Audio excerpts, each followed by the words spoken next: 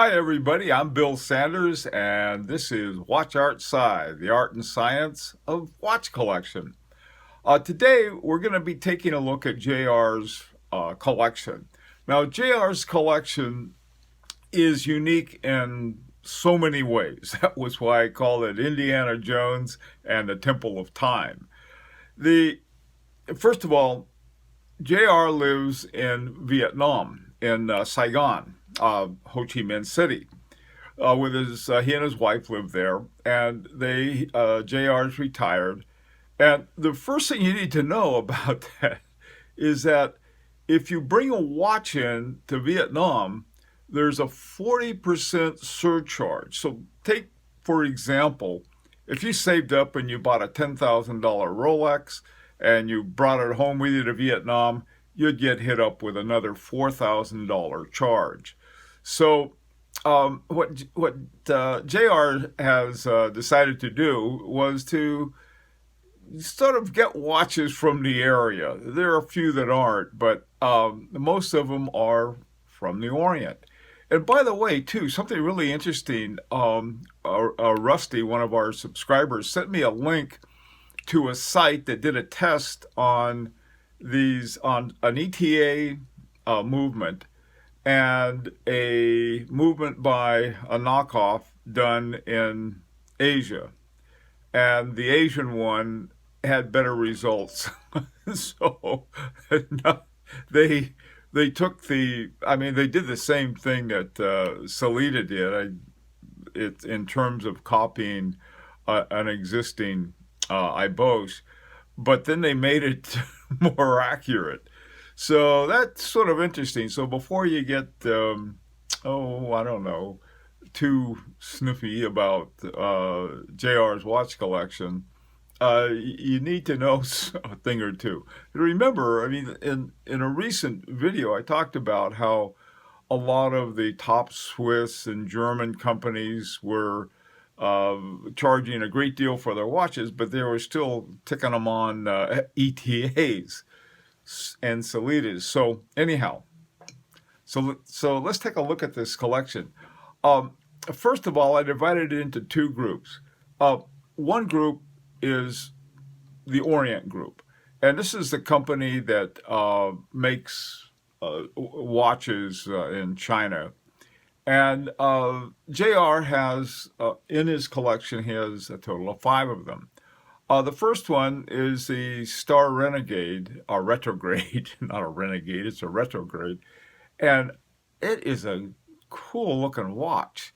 And I really like it. I like the design of it.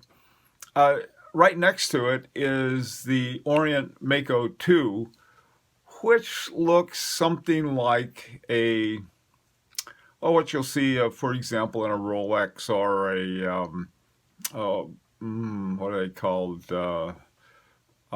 Planet Ocean, Omega. So, but it's a cool looking watch. And the GMT on the end is the white face one, and it has a wind indicator at the top to tell you how much the watch has been wound. I really like those. I only have one. The only one I have with the wind indicator on it is my FP Journe. But I wish I had more of them because I like the wind-up one because you get to handle your watches every morning, play around with them. Okay, there are 2 what are called Orient flights. They're both pilot watches, and one is in cream and the other one is in black. There's 2 dials, not dials, but numbers on the dial. The outer set is the actual number of minutes that have elapsed, and then the inner set is it's based on from 0 to 12 and then back again, or 12 to 12. Okay, so that's the first thing. Now, they cost a lot less than you're going to pay for your Swiss watches, and but that's okay. If you bring them in, I don't know what the agreements are with, for example, if you bring in a watch made in China, whether the Vietnamese are going to charge you the same 40%. but 40% of a little is a lot less than 40% of a $10,000 Rolex, or one of the more expensive watches. Okay, now the second part, and when I say second part, this is how I divided up JR's collection. You have a lot of variety, and you have some really interesting watches, two in particular.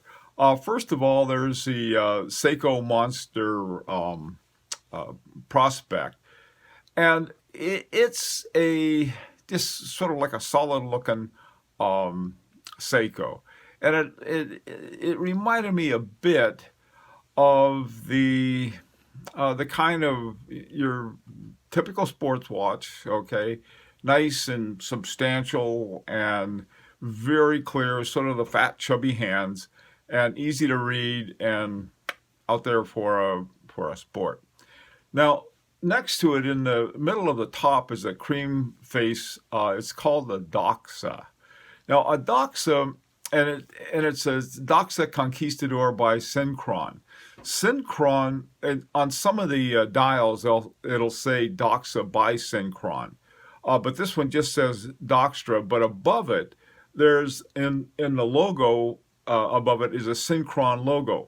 Apparently, Synchron had taken over or sort of shielded a number of companies for a period back in, I think it was the 70s, perhaps even into the 80s, that were recovering from the what we'll call the quartz explosion. Doxa is probably best known for this orange face diver watch that they make, and if you look at the modern Doxas, that is one of the ones that they feature. And also another thing, they still have this on Doxas. If you look at the where they have the day and date, instead of just putting a date, you have the day of the week and the date. So that's sort of cool. And it's Synchron is simply part of the history. Now, next to it is another really interesting watch.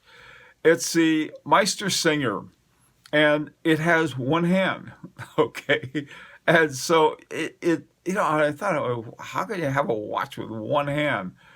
And what you're supposed to do, it goes from 12 to 12, like just about any other watch, except it's got a long single hand, and the what you have to look at are the markers in between. And so as the hour hand is also the minute hand, but the minutes you have to take in bigger groupings. I'll put it that way. And both the Doxa and the Meister Singer have ETA movements in them, and they're but the ETA, I'm not sure about the Doxa Conquistador. That may be the ETA that used to belong to the organization was called Ibosches SA before they were merged together with those two big groups that turned out to be Swatch, and then ETA came under Swatch. But anyway, they're very standard. I mean, they're the thing about both of these watches, and also too the two Steinhardts on the bottom there, they all have ETAs. But the thing about the Steinhardts, they have ETAs because they advertise them. And I think in the last video we talked about the Steinhardt being an honest watch in that it tells you it tells you what movement they have and also what version of that movement they have. So this is another neat side to it. On the one hand, JR's got all of these watches that are the Orient branded, and then he has the Seiko and the Doxa, the Meister Singer. I think pretty sure that Doxa's Swiss. Yeah, it's a Swiss make, and Steinhardt and Meister Singer are both German. The Steinhardt and the Meister Singer. So it's got a very, very interesting collection. It's the kind of thing, that's how come I call it the kind of, I think Indiana Jones would have one like this, run around the jungle with different ones. And you could find somebody to do watch repair out of town, so to speak. Okay, want to thank JR for his wonderful collection. It was more fun to look into it. And I know a lot of people say, well, those are cheap watches and so on and so forth. Hey, listen, all of us, I think, have a watch that has a mystery movement in it. We don't know what's going on.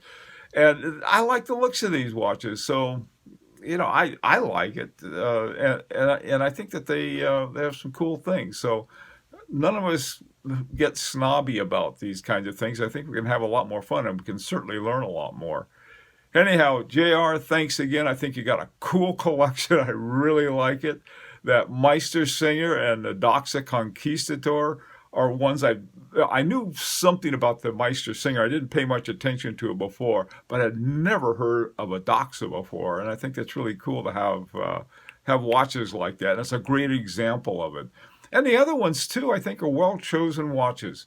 Now, if again, were I to say, perhaps you need this in your collection, like a lot of the collections we've been looking at, they're very, very heavy on sports watches. And I think that probably just about all of these watches would be considered sports watches with the exception of the Doxa. And the Doxa isn't so much as a dress watch as it is that I call a business watch. In other words, this is the kind of watch you put on just to make sure you're at time on work. And but you might think about a dress watch, either for you or your beautiful wife. JR's got oh boy, let me put it this way: JR is having a remarkable retirement right now. Okay, so if you have, I'd love to hear your comments about this collection and what your thoughts on it are. I would suggest a dress watch, but the dress watch, rather than trying to get something really expensive and get hit over the head with a 45% or 40% tariff, find something a little dressier within the same milieu that you have here. Okay, let's hear what you have to say about this. Leave a comment. And if you like, this is an invitation to subscribe. It's been Bill Sanders with WatchArtSci, the art and science of watch collection. See you next Friday.